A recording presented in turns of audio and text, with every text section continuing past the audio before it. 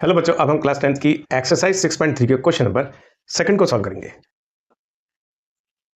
Question second, सबसे पहले इस क्वेश्चन में जो हमें फिगर दे रखी है उसको ड्रॉ कर लेते हैं। इस क्वेश्चन में हमें दो लाइंस कुछ इस तरीके से दे रखी हैं। इसके अलावा हमारे पास दो लाइंस और भी दे रखी हैं। एक लाइन हमारे पास दे रखी है AC और एक और लाइन हमें दे रखी है DB, जो कि आपस में इंटरसेक्ट करती है किसी पॉइंट O पर। इसके अलावा हमें दो एंगल्स भी दे रखे हैं। एक एंगल दिया हुआ है COB 125 डिग्री और एक और एंगल हमें दे रखा है ये वाला CDO 70 डिग्री। दो ट्रायंगल्स आपस में सिमिलर भी दे रखे हैं, एक ट्रायंगल ऊपर वाला और एक ट्रायंगल नीचे वाला। ये दोनों आपस में हमें सिमिलर दे रखे हैं कुछ इस तरीके से।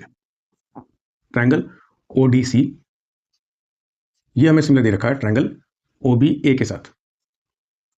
तो हमें फाइंड आउट करना है, पहला एंगल हमें निकालना है DOC कितना रहेगा, ये निकालना है। इसके अलावा हमें निकालना है DCO कितना रहेगा। इसके अलावा हमें एक और एंगल निकालना है OAB कितना रहेगा।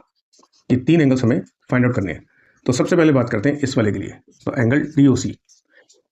तो DOC और इस वाले एंगल में क्या रिलेशन है, ये दोनों है लीनियर पेयर एंगल्स, और लीनियर पेयर एंगल्स का सम कितना होता है 180। तो इसको हम निकाल पाएंगे। 180 में से कितना माइनस करोगे आप 125 को।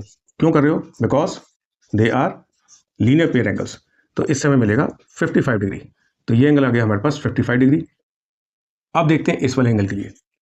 तो इस ट्रायंगल को अगर हम कंसिडर करें तो इन ट्रायंगल DOC में, तो ये दो एंगल्स हमारे पास हैं। निकालना कितना, थर्ड एंगल। तो तीसरा एंगल किसी भी ट्रायंगल में अगर हमें निकालना होता है तो हम यूज़ करते हैं एंगल सम प्रॉपर्टी का। तो बाई एंगल सम प्रॉपर्टी हम फाइंड आउट कर पाएंगे इस वाले एंगल को DCO को। तो 180 में से इन दोनों का सम माइनस कर देंगे, यानी 70 प्लस 55। तो इससे हमें मिलेगा 180 माइनस 125, ये भी दिखाई देगा 55 डिग्री। तो ये आ गया हमारे पास 55 डिग्री। अब बात करते हैं इस वाले एंगल के लिए। ये दो ट्रायंगल्स हमें दे रखे हैं सिमिलर, और सिमिलर ट्रायंगल्स आर इक्विएंगुलर, यानी सिमिलर ट्रायंगल्स के कॉरस्पॉन्डिंग एंगल्स कैसे होते हैं, इक्वल होते हैं। तो इस वाले ट्रायंगल का एंगल A बराबर आएगा इस वाले ट्रायंगल का एंगल C।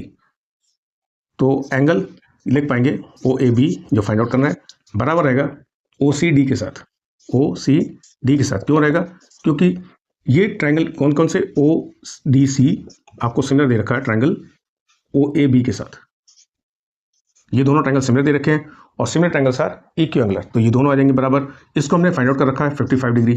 तो एंगल OAB भी हमारे पास कितना आएगा 55 डिग्री।